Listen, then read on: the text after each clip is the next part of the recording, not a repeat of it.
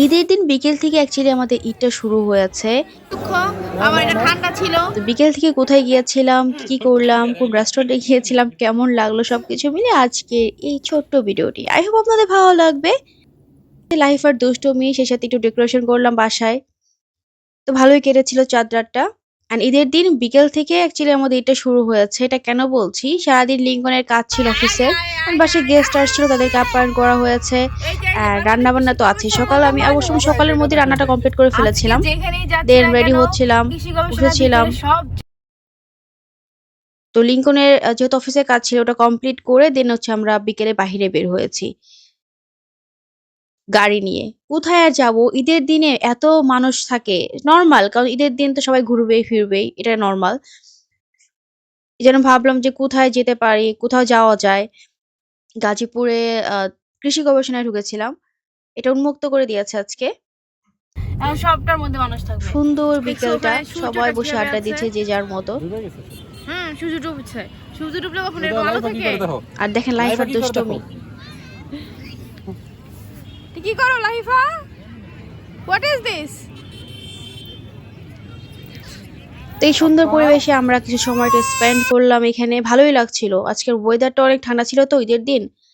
এজন্য খুব ভালো লাগছিল। আর এখানে সে তার পাপার সাথে খেলাধুলা করছে। মানে যে যার মতো ঈদ আনন্দ মানে উপভোগ করছিল।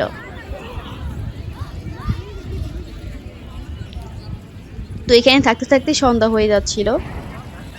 তো কৃষি গবেষণা থেকে ঘুরে আমরা এখন বের হয়ে যাচ্ছি। ঘুরে আর কি ওই মাঠের মধ্যে আমরা একটু নেমেছিলাম, ওখানে একটু এনজয় করলাম। লাইফাও এনজয় করলো, লাইফে বেশি এনজয় করছে খালি মাঠ পেয়ে।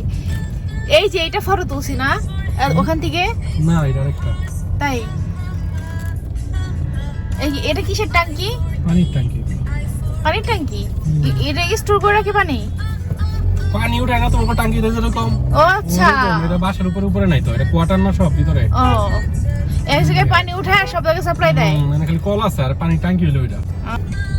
এই তো সব জায়গা একদম কানায় কানায় পূর্ণ পূর্ণ একদম। হ্যাঁ, ওইদিকে সব ফুল টুল আছে, সব ছবি তুলতেছে। ওইদিকে তো আবার ফুল নাই। আমরা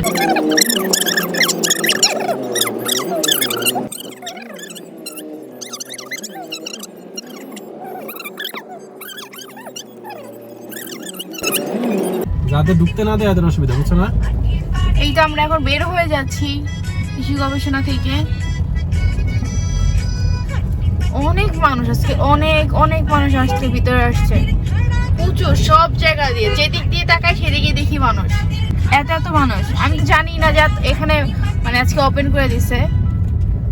আমরা যাচ্ছিলাম একটা রেস্টুরেন্টে, তো সেখান থেকে আমরা আবার কৃষি গবেষণায় ঢুকলাম। ভাবলাম যে এখন আমরা চলে আসছি ধান গবেষণাতে। এটা উন্মুক্ত করে দিয়েছে। দুইটা জায়গায় পরিবেশ খুবই সুন্দর ছিল। অনেক মানুষ ছিল।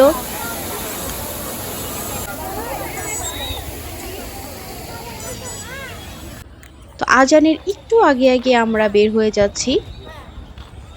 তো সব জায়গাতেই কিছুক্ষণ কাটানো হয়েছে।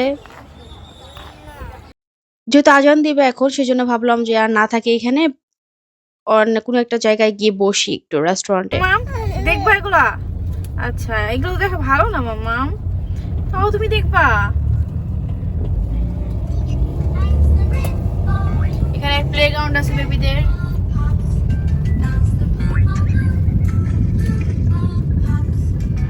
এখানে উন্মুক্ত করে দিয়েছিল, বাট সন্ধ্যার পর থেকে আর কেউ ঢুকতে পারবে না। মানে এখন সন্ধ্যা হয়ে গিয়েছে, এখন আর কেউ ঢুকতে পারবে না। সারাদিন উন্মুক্ত ছিল আজকে ঈদের দিন, যেহেতু সারাদিন উন্মুক্ত ছিল।